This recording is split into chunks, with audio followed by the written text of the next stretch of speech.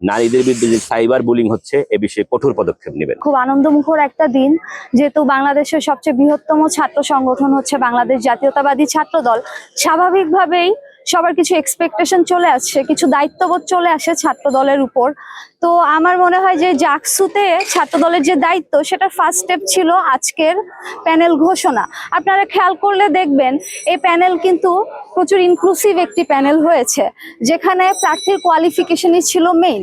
তো আরেকটা জিনিস আমি খুব কষ্টের সাথে লক্ষ্য করছি যে ছাত্র দলের প্যানেল থেকে ইনক্লুসিভিটি থাকলেও অন্যান্য দলের প্যানেল থেকে এখন পর্যন্ত আমি কোনো টপ যে প্রার্থী আছে তাদের মধ্যে আমি কোনো নারী নেতৃত্ব দেখতে পাইনি। একজন নারী হিসেবে এটা আমার জন্য খুব কষ্টজনক, কারণ আমি জানি জাহাঙ্গীরনগরে প্রচুর নারী আছেন যারা লিড দেওয়ার মতো, সবাইকে লিড দেওয়ার মতো।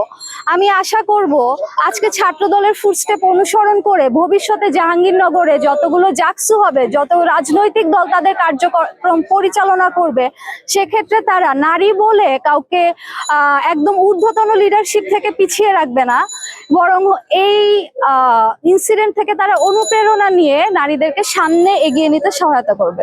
বসুন্ধরা টিস্যু, অশুদ্ধতার বিরুদ্ধে এক বিন্দুও ছাড় নয়। এখনো নানা ধরনের দেখা যাচ্ছে, চ্যালেঞ্জেস দেখা যাচ্ছে। এটা গ্রাজুয়ালি আমরা আরো বলতে পারবো যখন আমরা প্রচারণা শুরু করব।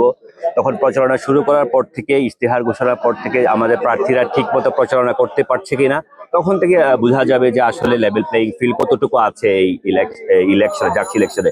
বাট খুব একটা ফ্রাস্ট্রেটিং দিক হচ্ছে, আপনারা দেখেছেন জাহাঙ্গীরনগর বিশ্ববিদ্যালয়ে বিগত জুলাই আগস্টে গণ অভ্যুত্থানে নারীদের একটা সক্রিয় অংশগ্রহণ ছিল।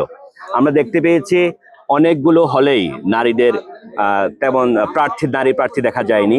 ইনফ্যাক্ট আপনার জাকসুর যে সেন্ট্রাল প্যানেলেও আমরা ঠিকমতো নারীদের প্রতিনিধিত্ব ওইভাবে দেখিনি। কিন্তু বিগত জুলাই আগস্ট গণ অভ্যুত্থানে এই জাহাঙ্গীরনগর বিশ্ববিদ্যালয়ে নারীদের অংশগ্রহণ ছিল খুবই উল্লেখ করার মতো। কিন্তু এই যে বিভিন্ন হলে নারী প্রার্থীরা কেন প্রার্থী হচ্ছে না বা কেন তারা ইলেকশনের দিকে বিমুখ, সেটা আমার মনে হয় প্রশাসনের এই বিষয়ে একটু নজর দেওয়া উচিত। ইনফ্যাক্ট আপনি দেখতে পেয়েছেন বিভিন্ন সামাজিক যোগাযোগ মাধ্যমে ইতিপূর্বেও যারা রাজনীতি সচেতন মেয়ে তাদেরকে নানা ধরনের শেমিং করা হচ্ছে। এই বিষয়ে অবশ্যই প্রশাসনকে যথেষ্ট কঠোর পদক্ষেপ নিতে হবে, যেন নারীদেরকে এই ধরনের কোনো ধরনের সাইবার বুলিং এর শিকার হতে না হয়।